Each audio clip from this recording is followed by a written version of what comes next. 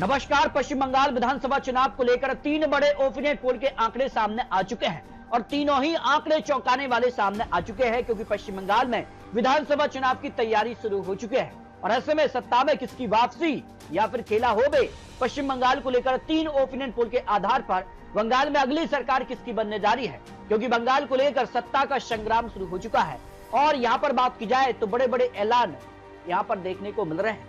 तो यहाँ पर क्या कुछ आंकड़ा है, क्योंकि बंगाल को लेकर कुल 294 सीटों में से 148 सीटों पर पूर्ण बहुमत का आंकड़ा मिलता है। तो क्या सत्ता विरोधी लहर देखने को मिलेगी? क्या इसका असर भाजपा का जो आक्रामक विस्तार है, क्या कांग्रेस का घटना यहाँ पर जनाधार, क्या यहाँ पर भारतीय जनता पार्टी को फायदा पहुंचाएगा?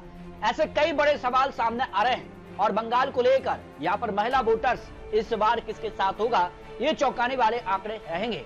तो कोलकाता राजधानी में इस बार कमल का कमाल क्या दिख सकता है? कोलकाता की 11 सीटों पर बड़ा उलटफेर की संभावना दिखाई दे रही है, क्योंकि शहरी मतदाताओं को झुकाव भाजपा की तरफ दिखाई दे रहा है और टीएमसी को अपने ही घर में कड़ी चुनौती का सामना करना पड़ सकता है।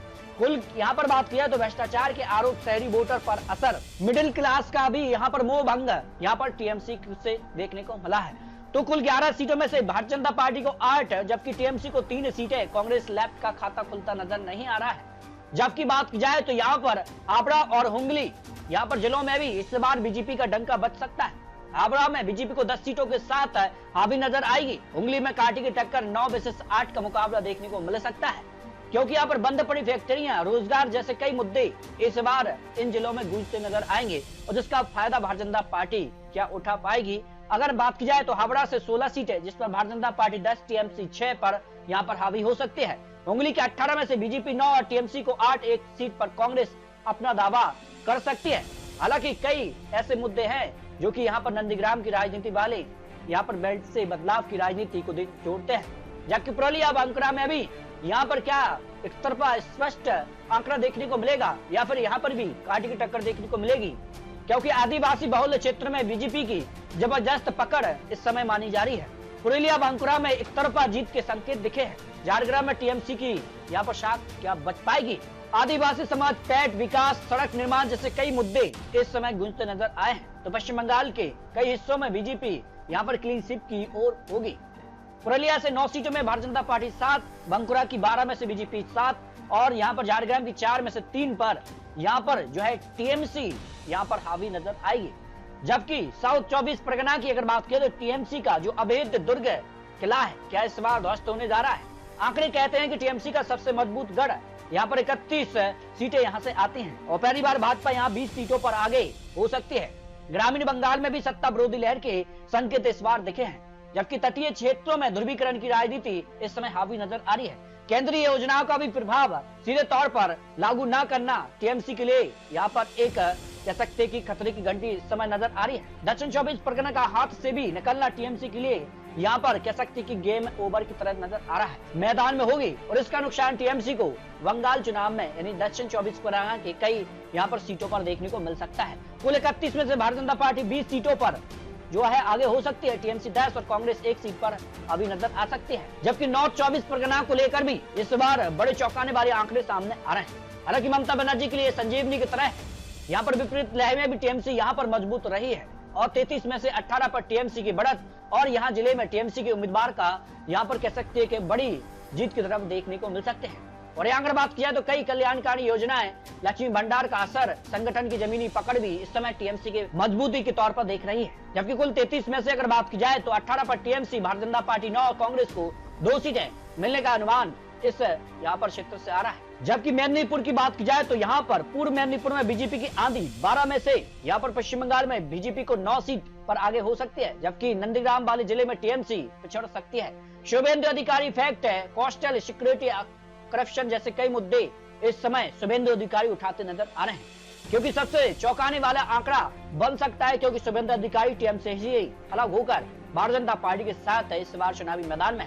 क्या भारतीय जनता पार्टी शुभेंदु अधिकारी को ही यहाँ पर मुख्यमंत्री के तौर पर आगे करेगी? ये भी कई बड़े सवाल सामने आ रहे हैं। ईस्ट मेदिनीपुर की 16 में से भारतीय जनता पार्टी 12 तो टीएमसी 4, जबकि वेस्ट मेदिनीपुर की 15 में से बीजेपी 9 और टीएमसी 6 सीट पर आगे हो सकती है। सबसे चौंकाने वाले आंकड़े मुर्शिदाबाद से यहाँ पर देखने को मिल रहे हैं, जहाँ बीजेपी 15 सीटों पर जीत का अनुमान सामने आ रहा है। जबकि टीएमसी 4 और कांग्रेस को 2 सीटों पर ही जीत की संभावना हो सकती है।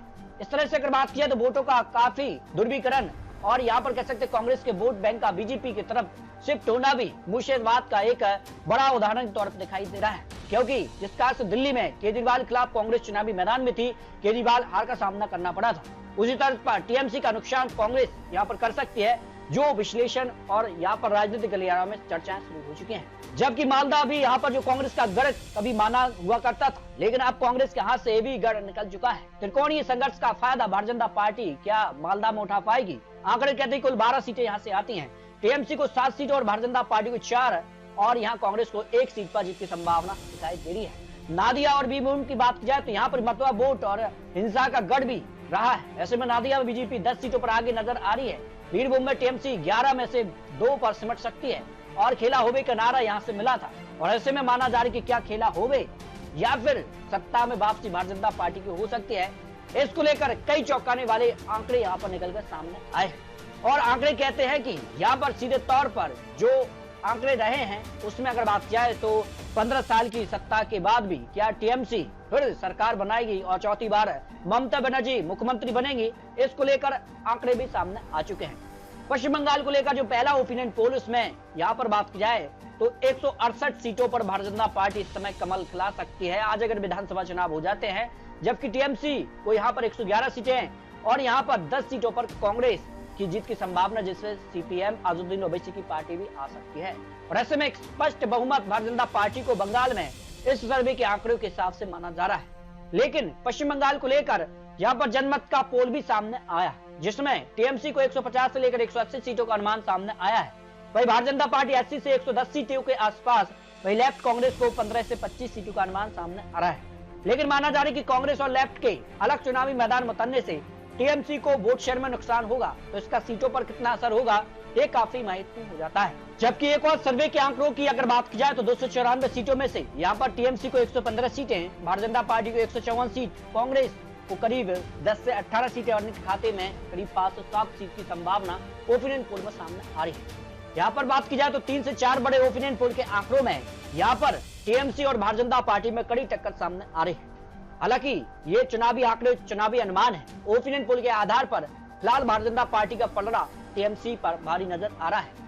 इसका कारण कांग्रेस और यहाँ पर बात करें सीपीएम के अलग चुनावी मैदान के को लेकर भी माना जा रहा है। फिर आपको क्या लगता है बंगाल को लेकर आखिर इस बार क्या 2026 में खेला हो भी या भारतीय जनता पार्टी वापसी करने जा रही है? इसको लेकर आप रख सकते हैं। मिलते हैं नए आंकड़ों के साथ, तब तक लीजिए जय हिंद, जय भारत।